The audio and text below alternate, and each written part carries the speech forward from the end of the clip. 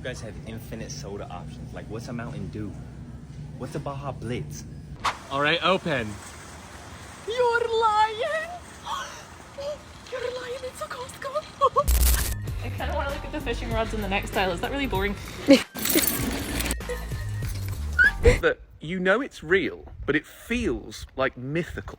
It's like Route 66 or Times Square or even like a yellow school bus. European tourists fly into the United States every single day. They come for the World Cup. They come for the cities. They come because they have seen America on television their entire lives, and they need to know if it's real. They visit the Statue of Liberty. They walk through Times Square. They take pictures of yellow school buses because those buses only existed in movies before now. But none of that is what breaks them. What breaks them, what genuinely, irreversibly rewires their understanding of this country, is what happens when they walk through the automatic sliding doors of an American supermarket for the very first time. Because in Europe, a shop is a shop. In America, a shop is an event. And what you are about to see is not an exaggeration, is not scripted. These are real Europeans, real reactions, and a level of culture shock that no travel guide ever prepared them for. This is what happens when Europe meets the American supermarket. I just want to show you quickly, whilst I'm walking around Walmart, the sheer size of the chip aisle. This is probably normal for you guys in America, but coming from the UK, this is enormous. I think it's just one aisle or two. There is a particular kind of emotion that hits a European the moment they step into an American superstore for the first time. Is not quite excitement, is not quite fear, is the feeling of something you have seen on screens your entire life suddenly becoming physical. And one tourist captured this feeling more precisely than anyone I have ever heard. Why do Europeans love Walmart so much? I'll tell you. As a European, you have heard about this place your whole life. It's one of those places that you know it's real, but it feels like mythical. It's like Route 66 or Times Square or even like a yellow school bus. You know they exist, but they're only part of a version of the US that you've seen on TV and grown up with. And then one day you walk through the doors to Walmart, and that's how you know you're in the US. And it makes you feel like weirdly emotional in this oddly familiar environment you've somehow never been. And I remember thinking, this is what American people must feel when they see the Colosseum. Not because Walmart is ancient or beautiful or historically significant, but because it's something you've seen and heard about your whole life, and now it's real. And for a moment you stop being a tourist and step into a culture that you've only ever observed from the outside. I just wish the Colosseum did coconut Dr. Pepper. He compared Walmart to the Colosseum, and I want to be precise here, he is not wrong. For millions of people around the world, American retail is not a shopping experience. It is a landmark, it is a cultural monument, and the moment you walk through those doors, the myth becomes physical, the screens become real, and that is when the real shock begins. Because once you accept that you are actually standing inside the thing you have only ever seen in movies, your brain starts processing what is actually on the shelves. And that, as our next visitor discovered, is when things start to get genuinely overwhelming. In much of Europe, a supermarket fits on a city block. You walk in, you grab what you need, you walk out. 15 minutes, start to finish. So when a British tourist traveler took this same concept, the store that sells everything, and discovered something that pushed her over the edge entirely. I open. You're lying! You're lying, it's a Costco! I see all the moms on TikTok going, can I get a hot dog? Yeah, of course. Oh my god, it's Costco! Can I scan your card? Yeah, here. All right, we need to go to the produce section. I actually need some stuff. They have food and the washer dryer in here. Yeah, and like lots of things. A beach towel. It's enough gems to fill the whole countryside. Free. It was free. Should I get one for each person for family? I could feed the whole plane. The whole bloody plane. $1.50. $1.50. She needed produce. She found a washing machine in the same building, under the same roof. And she was so genuinely delighted by this, by the absurdity of buying kale and a dryer in one transaction, that her entire trip was made. She had not even reached the food court yet, which of course sold a hot dog and a drink for $1.50. A price so low it made her audibly question the economics of the entire operation. But the scale of the building is only the first shock. The second shock, the one that lingers, is what happens when you actually try to shop. Now, let's move to the second level of culture shock.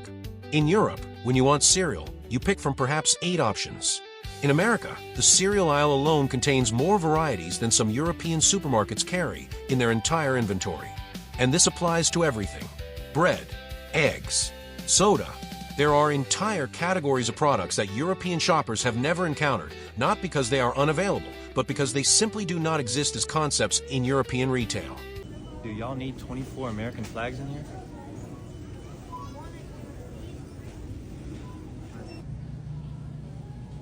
You guys have infinite soda options. Like, what's a Mountain Dew? What's a Baja Blitz?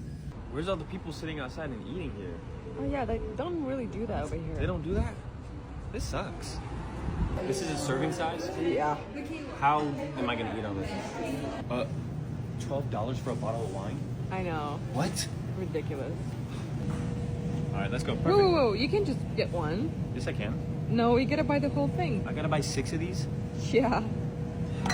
And I just wanted one. Here, What's this for? for our breakfast. You guys eat donuts in the morning? Yeah. Why are the eggs white? Why are they not yellow? What is a Selena Gomez Oreo? How many cereal brands y'all got? Oh, a lot. We got like 4.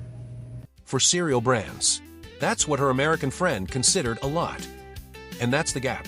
A European looks at an American cereal aisle and sees 200 options.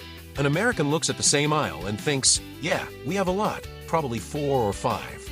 The scale has become invisible to the people who live inside it, which is what makes the French perspective so uniquely sharp.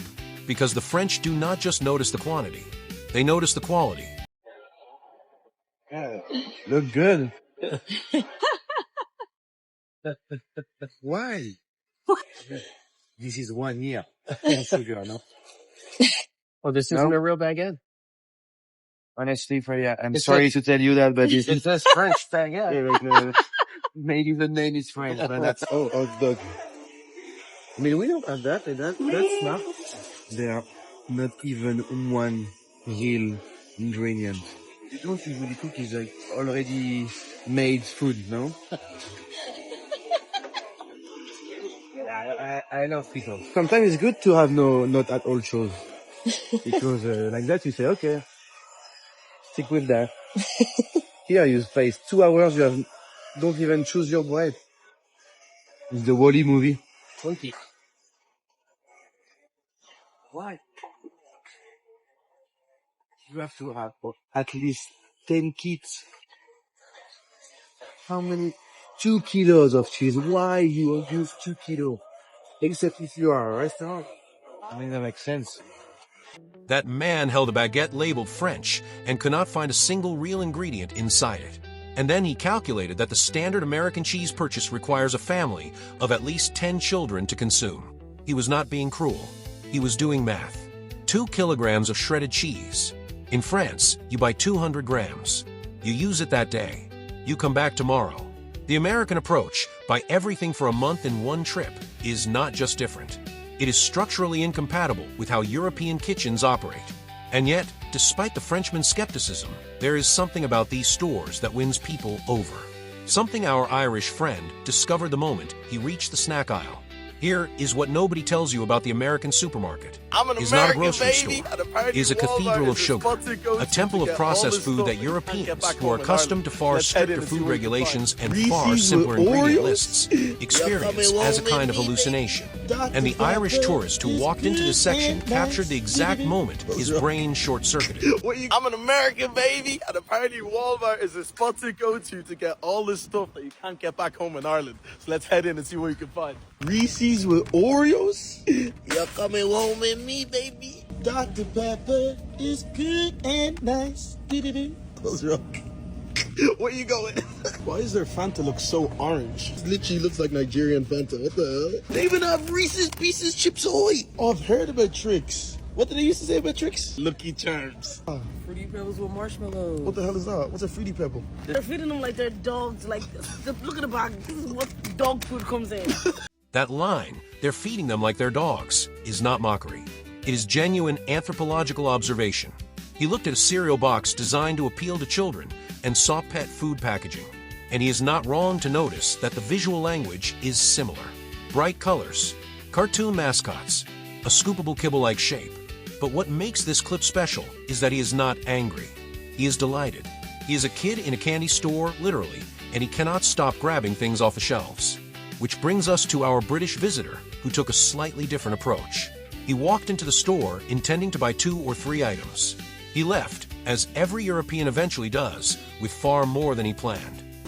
Fruit, cakes. Fruit, cakes. Just look at the size of these muffins. Oh, and look at these.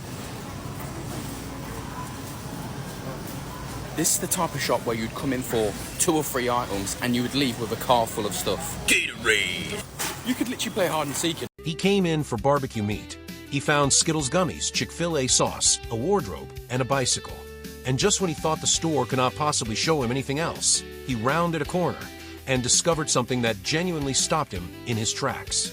Famous Chick-fil-A sauce. We were just about to buy some meat for a barbecue tonight, and I found bikes.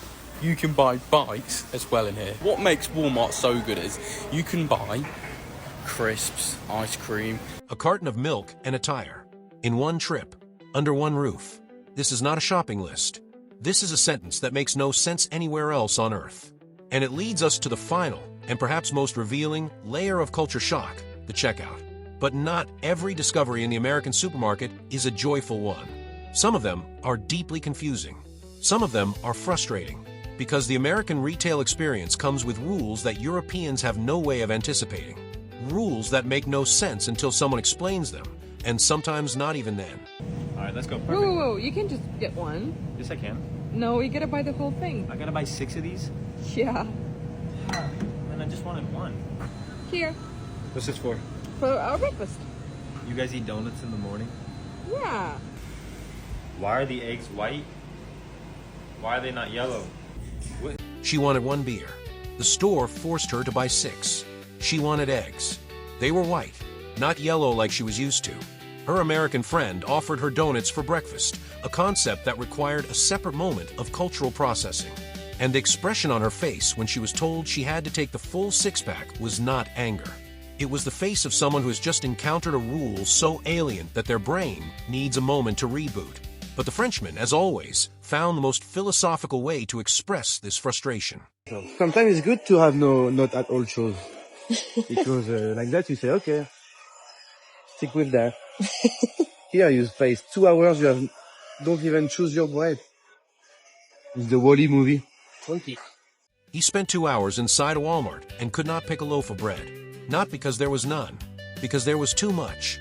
The paradox of American choice is that more options sometimes leads to no decision at all. He walked out with nothing, exhausted by abundance. And yet, the Irishman walked out with a cart full of things he didn't know existed 2 hours earlier. The Scottish woman walked out with a hot dog and a story she will tell for the rest of her life. The British man walked out having bought car tires and chicken sauce in the same receipt. And all of them, the overwhelmed, the confused, the delighted, all of them left with something unexpected. Why? You have to have at least 10 kids. Europeans come to America expecting landmarks. They expect the Statue of Liberty. They expect the Grand Canyon. They do not expect to be emotionally moved by a supermarket. But that is exactly what happens. Because the supermarket is not just a store. It is America in miniature. It is the abundance, the excess, the friendliness, the absurdity, the generosity, and the completely overwhelming scale, all compressed into a single building with fluorescent lighting and a parking lot the size of a small European village. The philosopher who compared Walmart to the Colosseum was not exaggerating for comedy. He was telling the truth. For millions of people around the world, American retail is a landmark, is evidence that the country they saw on screens actually exists. And walking through those doors, hearing the automatic greeting, smelling the bakery, seeing the cereal aisle stretch past peripheral vision, that is a genuinely emotional experience. It is the moment a tourist stops being a tourist and steps inside the culture. And that's how you know you're in the US. And it makes you feel like weirdly emotional in this oddly familiar environment you've somehow never been. And I remember thinking, This is what American people must feel when they see the Colosseum. And that is the line that brings it all together. The Colosseum is ancient, is sacred, is history, but you cannot walk into the Colosseum and find a coconut Dr. Pepper. You cannot walk into the Colosseum and have a stranger at the checkout ask how your day is going. You cannot walk into the Colosseum and leave with a cart full of snacks that you will tell your friends about for the next 10 years. The American supermarket is not ancient. It is not sacred, but it is, in its own deeply strange way, unforgettable. These 7 people came from Ireland, Britain, Scotland, and France. They came with different expectations, different shopping habits, and different standards for what a baguette should be. But every single one of them left that store with the same thing, a story. A story about the aisle that never ended, about the cereal that looked like dog food, about the cheese bag that could feed a restaurant, about the hot dog that cost less than the air they breathed while eating it, and a story about a country that, for all its contradictions, is never boring. Not even in the dairy section.